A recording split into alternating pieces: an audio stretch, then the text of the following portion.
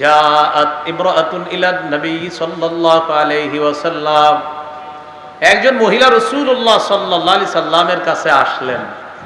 আসার পর বললেন, ইয়া রাসূলুল্লাহ, আরাআইতা ইহদানা তাহিদু ফিস সাওবি ফাকাইফা তাসনাউ ইয়া রাসূলুল্লাহ। হুজুর, নারীদের আল্লাহ প্রদত্ত মাসে তারা যে একটা অসুস্থতার সম্মুখীন হয়, এই অসুস্থ হওয়ার পর কাপড়ের মধ্যে সে নাপাকি যদি লাগে, এই নাপাকি থেকে কাপড় পবিত্র করার উপায় কি? একটা নারী তার এই অপবিত্র কাপড়টা কিভাবে পবিত্র করবে?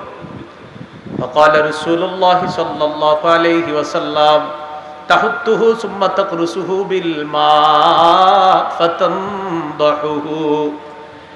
এক নাম্বার, সে কাপড়ের ওই জায়গা থেকে নাপাকিটা তাহুত্তুহু এইভাবে তুলে ফেলবে, ঘষে তোলার চেষ্টা করবে। দুই নাম্বার, সুম্মা তাকরুসুহু বিল মা, পানি দিয়ে এটাকে রিগড়াবে, কাপড়ের যে জায়গা নাপাকি লাগছে এটা থেকে ঘষে উঠাবে, এরপরে পানিতে নিংড়াবে কয়েকবার।